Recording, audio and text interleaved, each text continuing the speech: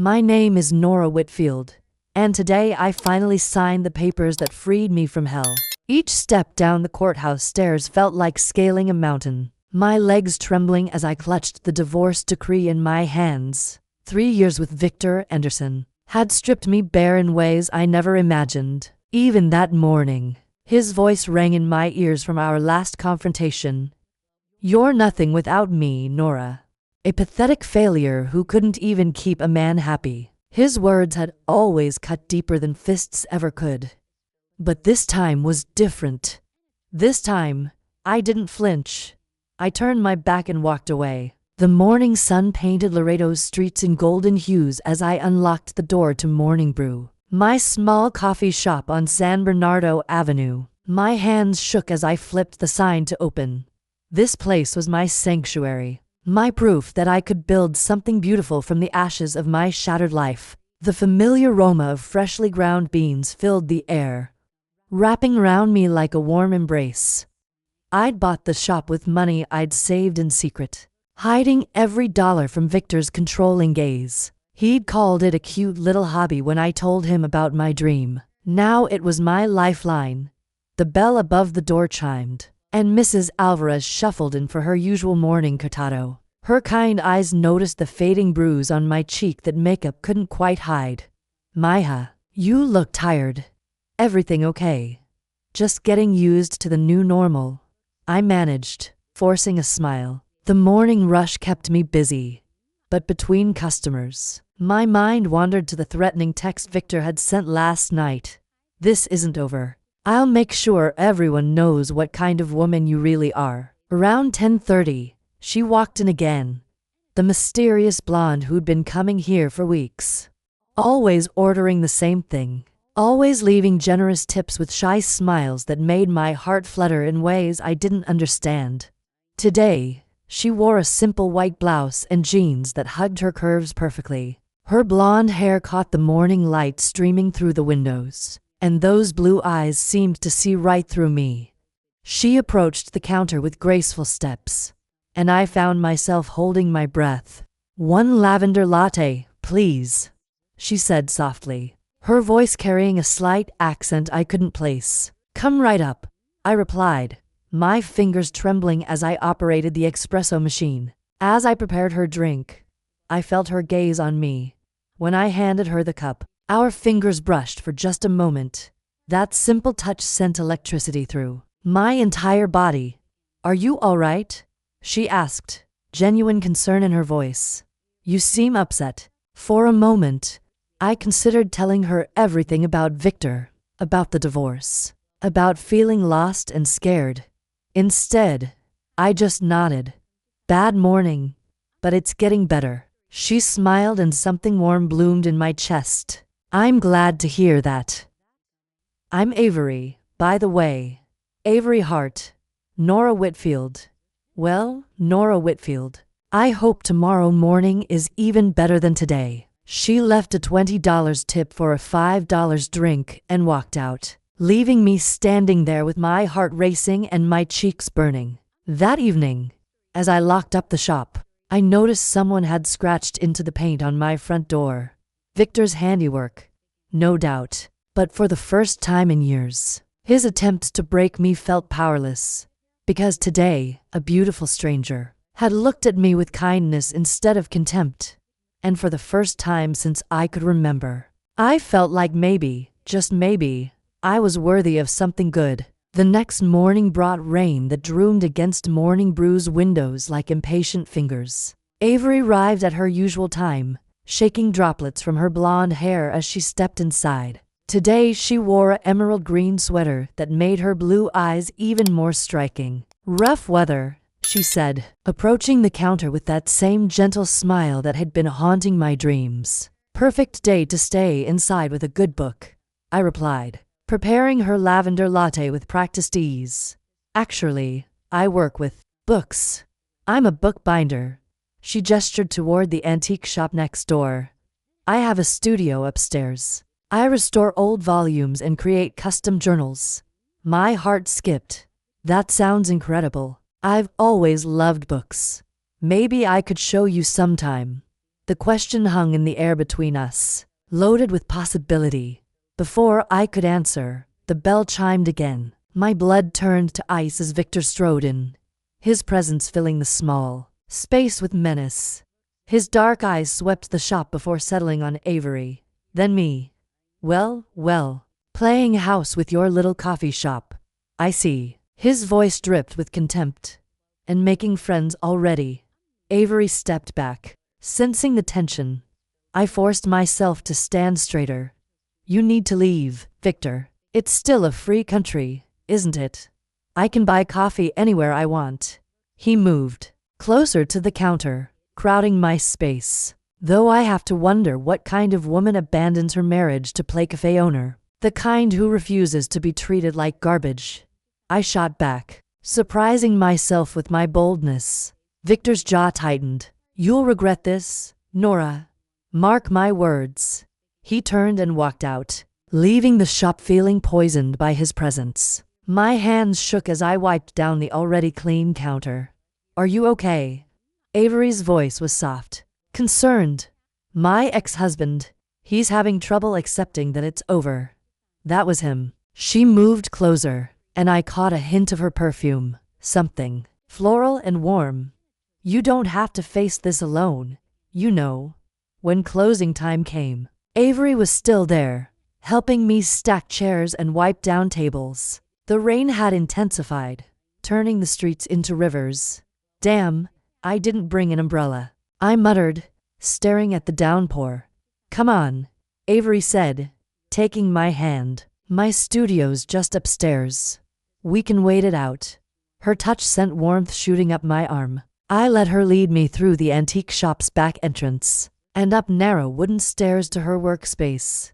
The studio was a wonderland of leather-bound books, golden tools, and the intoxicating smell of aged paper and glue. This is amazing, I breathed, running my fingers along the spine of a half-finished journal.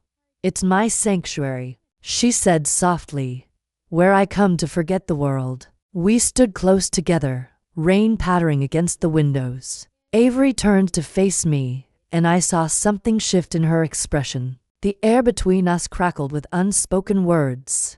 Nora, she whispered, I need to tell you something. What?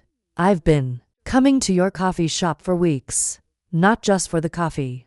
My heart hammered against my ribs. Why then? Because of you. Because every time I see you, you make me want to believe in beautiful things again. Before I could think, before I could doubt, I closed the distance between us. Our lips met in a kiss that was gentle at first, then deeper, hungrier. Her hands found my face, fingers threading through my hair. I tasted rain and possibility on her lips. When we finally broke apart, both of us were breathing hard. I started, then stopped. Neither have I, she admitted. But this feels right. You feel right. Thunder rolled overhead and we both laughed at the timing. As the storm raged outside, something new and fragile bloomed between us and the lamplight of her studio. Stay tonight? She asked, her voice barely above a whisper. I thought of Victor's threats, of the uncertainty waiting for me. Then I looked into Avery's eyes and saw nothing but acceptance and warmth. Yes, I said and meant it completely. The next 2 weeks passed in a blur of stolen moments and secret smiles. Avery had become my evening ritual, arriving just before closing to help me clean up. We talked for hours about everything and nothing, her presence filling the empty spaces in my heart I'd forgotten existed. Tonight, she sat perched on the counter, legs swinging while I counted the register. The late autumn light cast golden shadows across her face, and I found myself staring longer than I should. You know, she said, voice playful, I've been thinking about that kiss. Heat rushed to my cheeks. Have you? Every damn minute since it happened. She hopped down from the counter, moving closer. I keep wondering if it was as perfect as I remember. My breath caught as she reached up to tuck a strand of hair behind my ear. The simple gesture sent shivers down my spine. There's only one way to find out, I whispered. We moved together like magnets, her lips finding mine with desperate urgency. This kiss was different from our first. Hungry and demanding, her hands tangled in my hair, pulling me closer until there was no space left between us. A loud crash from outside shattered the moment. We jumped apart, both breathing hard. Through the window, I saw my car's windshield spiderwebbed with cracks, a brick lying on the hood. What the hell? Avery rushed to the window. I already knew. The rage building in my chest felt familiar. Poisonous. Victor. As if summoned by his name, my ex-husband emerged from the shadows across the street. Even from this distance, I could see his satisfied smirk. He raised his hand in a mocking wave before disappearing into the darkness. That psycho just destroyed your car, Avery said, her voice sharp with anger. He's trying to scare me. Show me I'm not safe anywhere. I sank into a chair, suddenly exhausted. He can't stand that I'm happy. Avery crouched beside me, clasping my fingers. Are you happy? The question hung between us like smoke. The street outside was quiet, the morning thin with mist. 3 weeks earlier, I would have laughed at the notion. Now, staring into her blue eyes, I realized something in me had shifted. Yes, I said, startled by the honesty of it. Terrified, yet glad. Good, she squeezed my hands, steady. Because I'm falling for you, Nora Whitfield, and I don't spook easily. I believed her, against fear, against habit, against the old script. The following morning brought more of Victor's cruelty. Paint smear across my cafe windows spelled Dyke in angry red strokes. My stomach rolled as I scrubbed at the slur, but I refused to let him see me bend. Avery showed up with coffee and pastries from the bakery down the block, took one look at the mess, and pushed up her sleeves. We'll handle it, she said, simply, grabbing a scraper. By noon, we lifted most of the paint. That's when Victor appeared. Having trouble with vandals? He asked, his voice oozing false concern. Terrible what this neighborhood's turning into. Drop the act, Victor. We both know it was you. He stepped nearer, and I caught the familiar cologne under something harsher. Whiskey, maybe. Prove it. I don't have to prove a thing to you anymore. You think you can just walk away, start playing house with some woman. His voice climbed, drawing stares from passers-by. I made you, Nora. Without me, you're nothing. She's not nothing. Avery's voice cut through his tirade like a blade. She moved between us, and I was struck by how small she seemed next to Victor's bulk. Yet her posture was fearless. She's worth 10 of you. Victor's face darkened. And who the hell are you? Someone who actually cares about her. Touching. His smile was vile. Tell me, does she make those little sounds for you that she used to make for me? Heat flashed in Avery's eyes.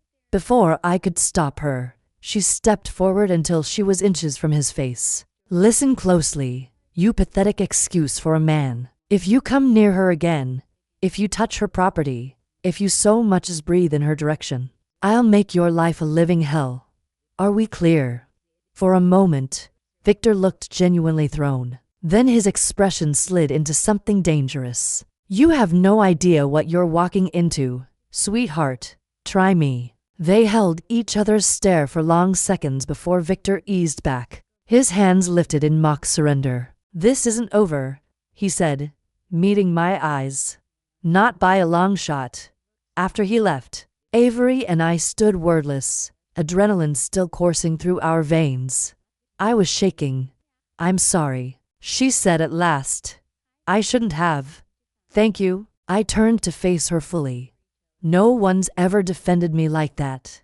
Get used to it. She cupped my face in her palms, thumbs tracing my cheeks.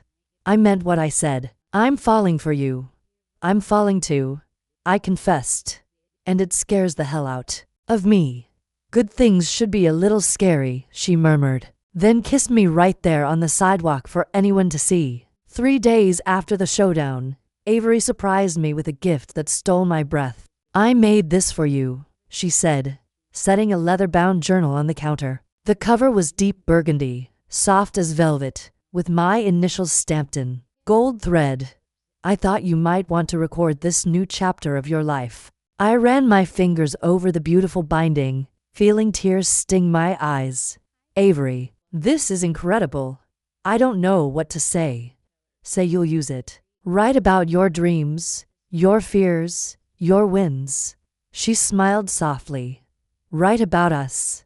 That night, I wrote my first entry by candlelight in her studio.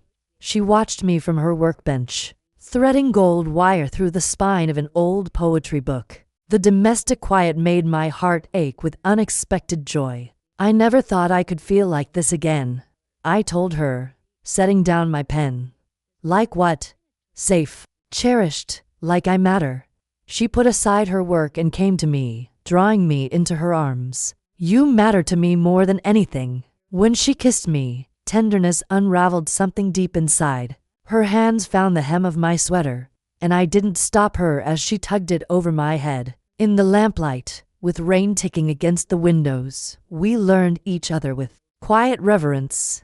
Every touch was a promise, every whisper a vow. She honored my body like it was sacred, showing me what love feels like when it isn't twisted by control or cruelty. When we finally sank together, breathless and shaking, I knew I'd found home in her arms. The spell broke 2 days later when Victor cornered me outside the bank. Enjoying your little lesbian fantasy, he sneered, blocking my path. Because I've got news for you, sweetheart. This town doesn't take kindly to perverts. Move, Victor, or what? You'll call your girlfriend to rescue you. He laughed, the sound sharp and cruel. I've been asking around about Miss Hart. Interesting history she's got. My blood cooled. What are you talking about? Ask her about Seattle. About why she really left. His smile turned predatory. Then ask yourself if you can trust someone who's been lying to you from day one. He walked off, leaving me rooted on the sidewalk with doubt poisoning my thoughts. When I got back to the shop, Avery was there waiting with coffee and her usual warm smile. How was the bank? She asked. Fine. I couldn't meet her eyes. Avery, can I ask you something? Anything. Why did you leave Seattle? The question hit like a physical blow. Her face went pale, the cup slipping from her fingers to shatter on the floor. Who told you about Seattle? Victor. He said you were deceiving me. Damn him. She knelt to gather the broken ceramic, her hands trembling. I didn't lie. I just didn't tell you everything. What happened there? She was quiet so long I thought she wouldn't answer. Finally, she stood and looked at me with eyes full of old hurt. I was involved with someone, a married woman. When her husband found out, he made my life hell, wrecked my business, turned friends against me. I had to leave everything behind and begin again. People slowed, watching, then hurried on, pretending they saw nothing. The words hung between us like a wall. I wanted to comfort her, but Victor's poison was already working. Is that why you came here to start over again? No. Her voice was fierce. I came here to hide. But then I found you, and everything changed. What we have is real, Nora. Don't let him ruin that. Before I could reply, the shop door burst open. Victor stood there with his phone up, camera pointed at us. Perfect, he said, snapping photos. The town's going to love seeing their sweet little coffee shop owner in action. Delete those pictures, Avery demanded, moving toward him. I don't think so. In fact, I think I'll post them online. Maybe send copies to all your customers. Let them see what kind of place they're supporting. The threat hit me like a punch. My customers were mostly older, conservative folks who'd known me for years. Photos of me with Avery would destroy everything I'd built. What do you want? I asked, my voice barely above a whisper. Come home. And this ridiculous charade. Be my wife again. Never. Then watch your little business crumble. Watch this whole town turn on you. He slid his phone into his pocket. You've got 48 hours to decide. Choose wisely. After he left, Avery and I stood in the wreckage of our afternoon, both understanding that everything had changed. The battle lines were drawn, and Victor had just declared war. I won't let him win, Avery said quietly. He already has. I sank into a chair, exhaustion overwhelming me. You don't understand this place. These people. They'll never accept us. Then we'll make them. I looked up at her, seeing determination blazing in her blue eyes. Despite everything, despite the fear and uncertainty, I felt something spark to life inside me. Maybe, just maybe, we could fight back. Victor's ultimatum hung over us like a storm cloud. 48 hours to decide between love and survival. I spent the first night pacing my apartment, clutching the leather journal Avery had made me, unable to write a single word. Avery arrived at dawn, with coffee and determination. I need to show you something, she said, pulling a cardboard box from her car. I've been putting off going through this, but maybe it's time.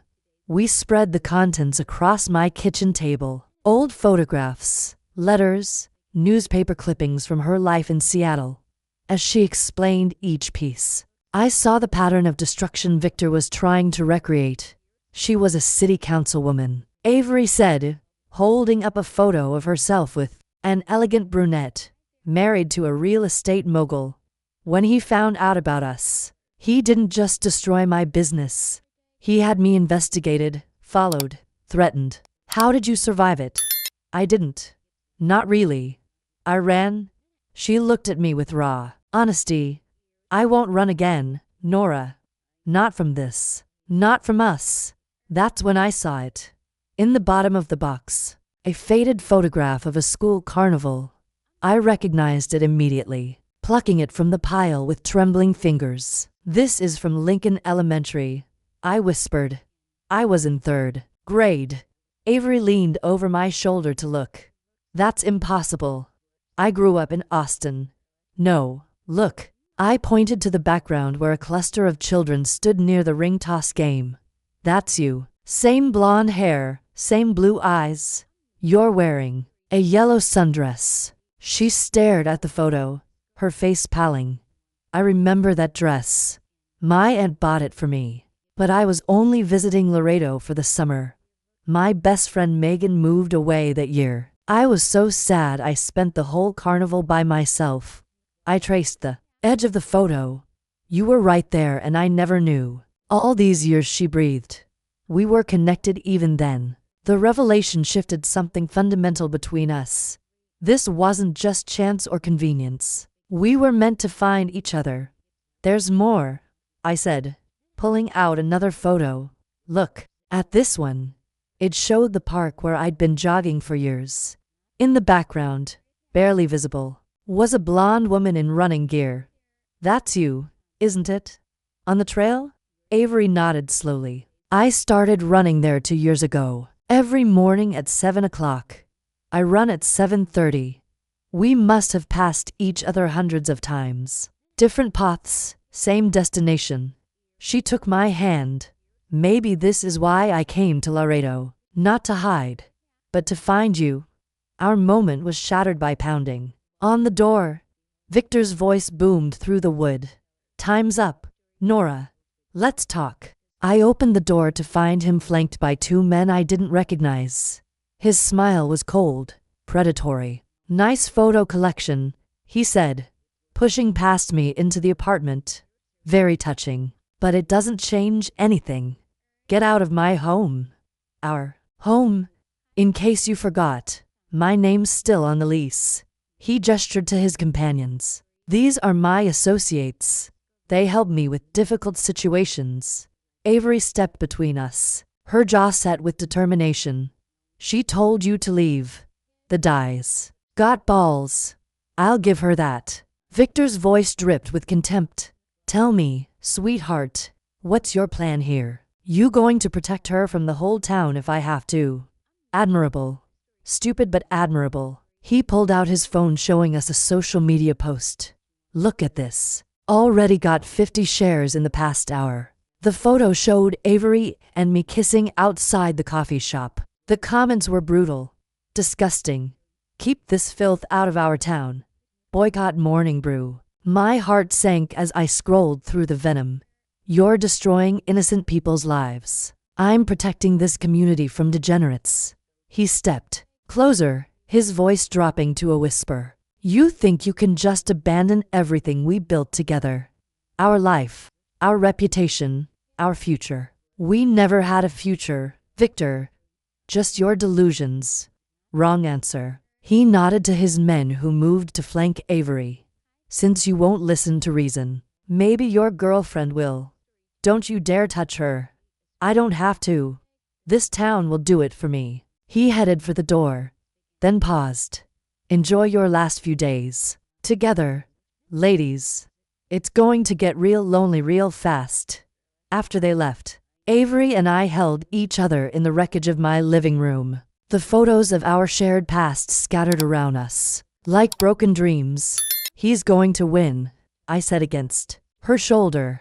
No, her voice was steel. He's going to learn what happens when you threaten something worth fighting for. She pulled back to look at me, her eyes blazing with fierce determination. I lost everything once because I was afraid. I won't let fear win again. What are you saying? I'm saying we stop running. We stop hiding. We fight back. She cuped my face in her hands. But I need to know you're with me all the way. I thought about the photos Victor had posted, the comments full of hatred. I thought about my customers, my business, my carefully constructed life crumbling around me. Then I looked at Avery, at this woman who'd found me across time and space, who'd shown me what love could really mean. I'm with you, I said, and meant it with every fiber of my being. The next morning, something unexpected happened. Mrs. Alvarez arrived at my shop with a group of 6 other women, all regulars, who'd been coming to Morning Brew for years. Meha, she said, her weathered hands gripping mine across the counter. We saw those awful pictures online. The things people are saying. My heart sank. I understand if you don't want to come here anymore. Are you loco? We came to tell you those pendatas don't represent us. She gestured to her companions. Valeria here has been with her partner for 15 years.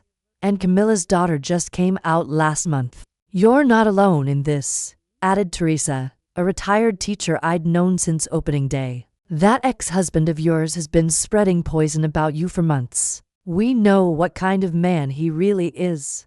Tears blurred my vision. I don't know what to say. Say you'll keep serving the best coffee in Laredo. Mrs. Alvarez replied with a fierce smile. Because we're not going anywhere.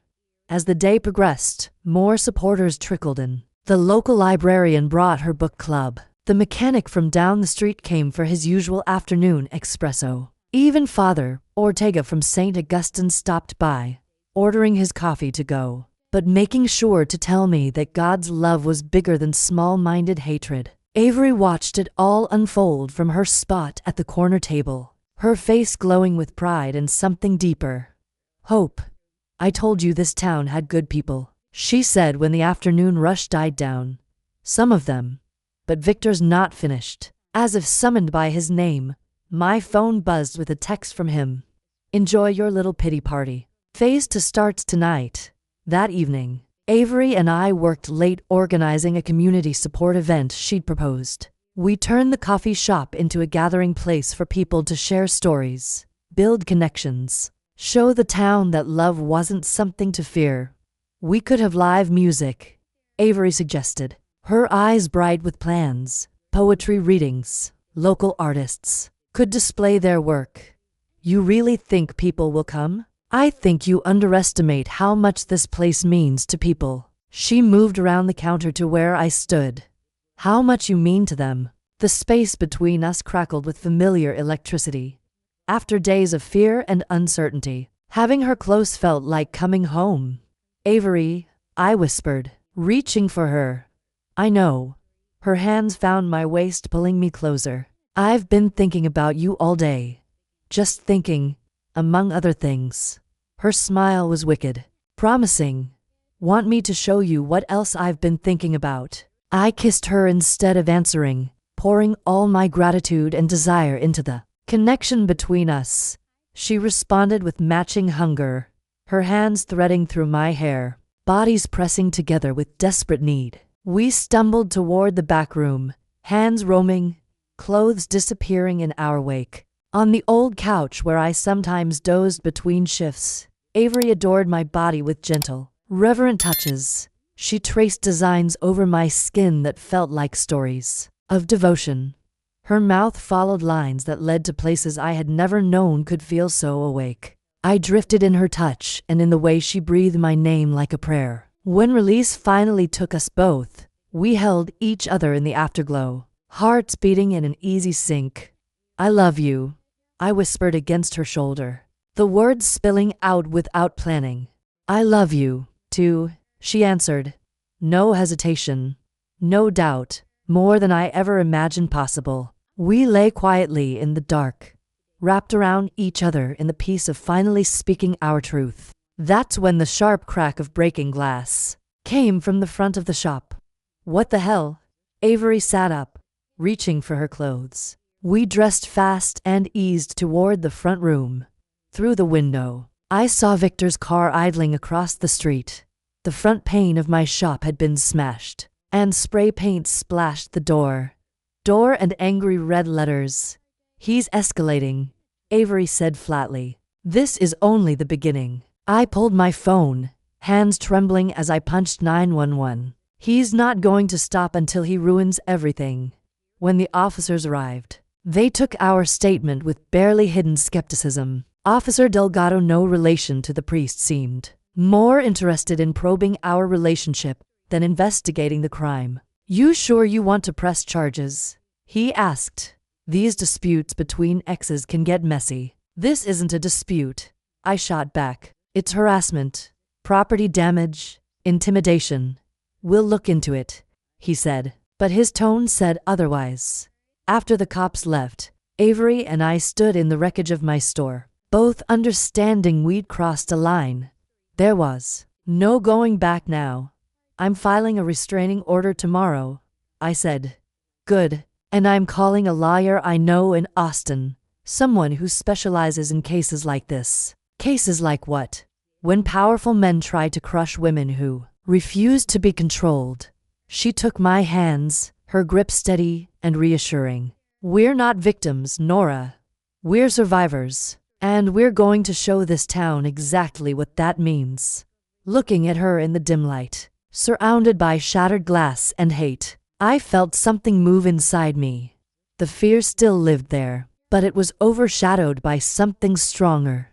Determination, love, and the unshakable knowledge that together we could ride out any storm. The attorney Avery called arrived from Austin that morning like an avenging angel in a charcoal suit. Grace Liu had made her name defending women against abusive men, and she took one look at the proof Victor had left and smiled with predatory satisfaction.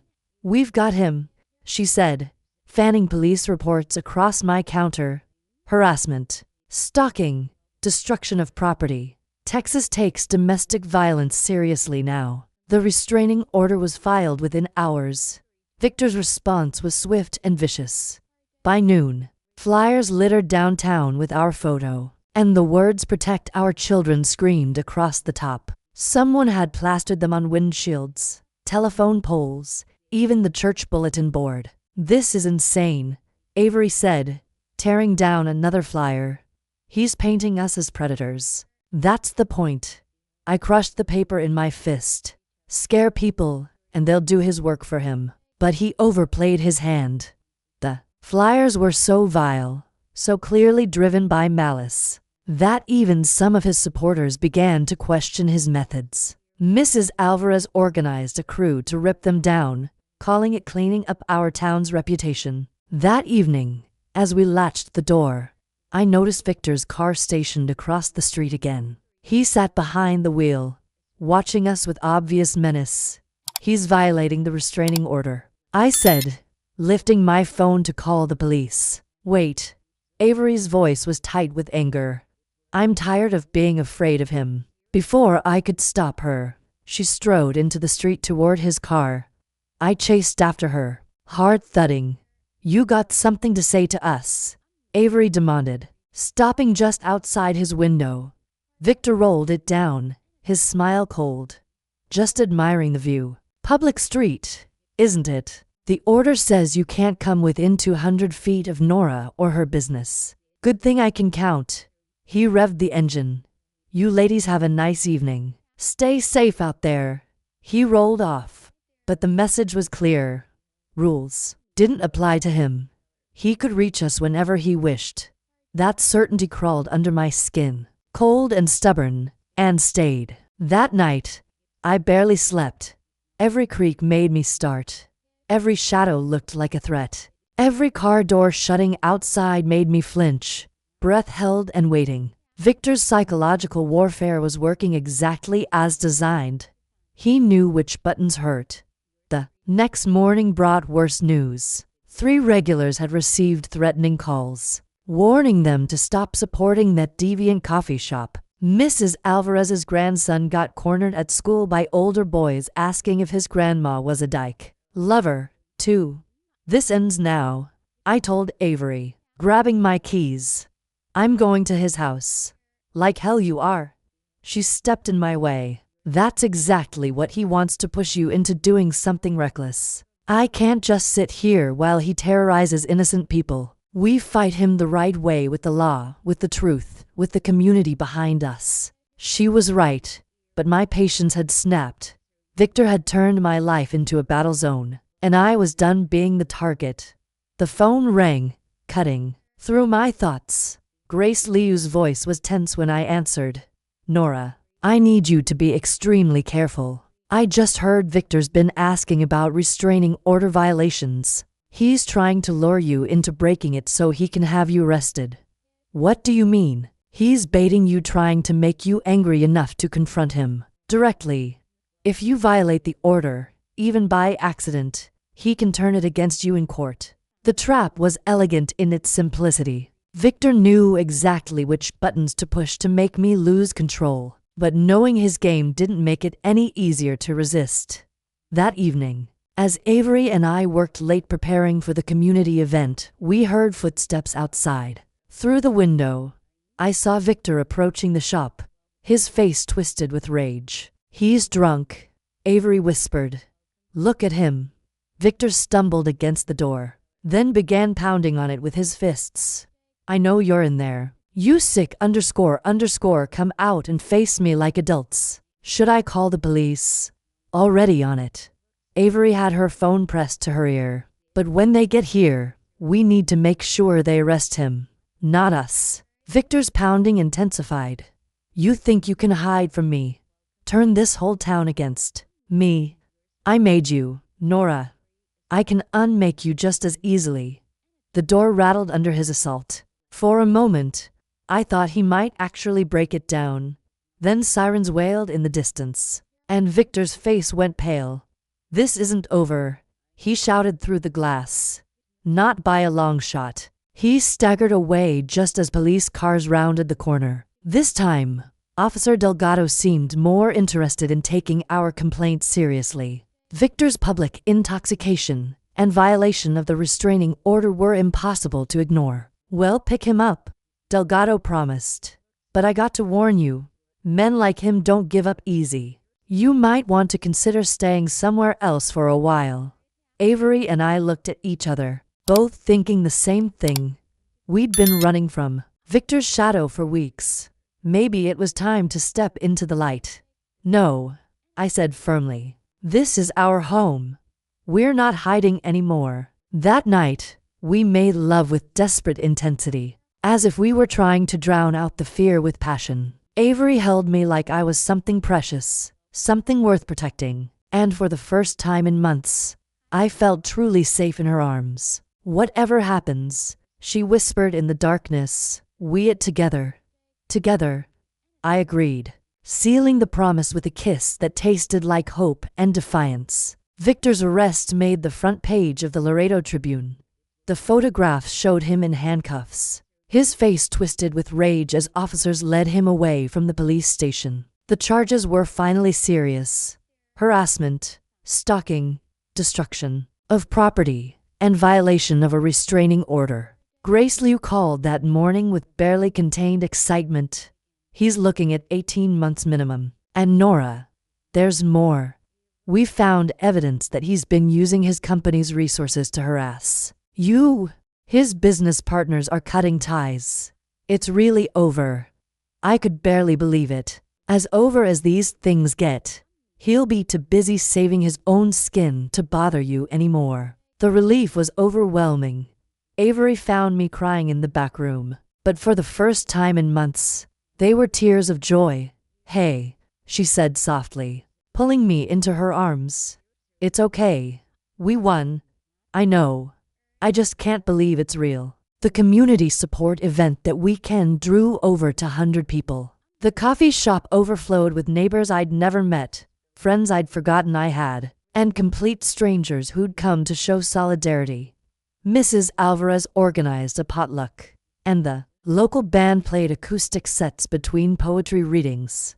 I watched it all from behind the counter, serving coffee and trying to process how much my life had changed. 6 months ago, I'd been trapped in a marriage that was slowly killing me. Now I was surrounded by love, acceptance, and possibility.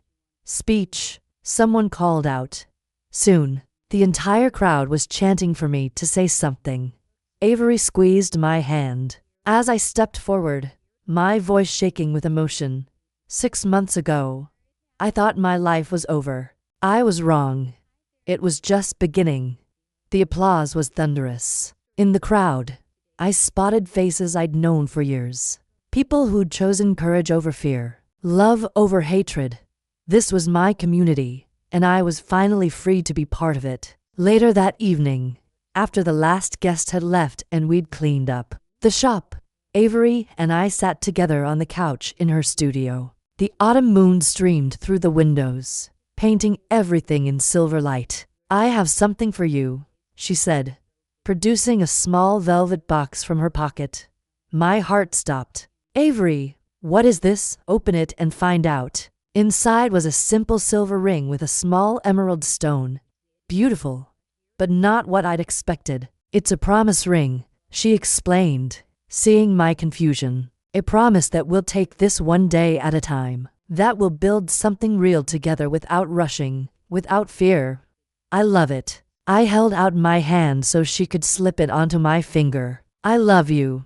I love you, too. More than I ever thought possible. We kissed under the moonlight and everything felt perfect, complete. Like all the broken pieces of my life had finally found their way back together. 3 weeks later, the legal proceedings concluded with Victor accepting a plea bargain.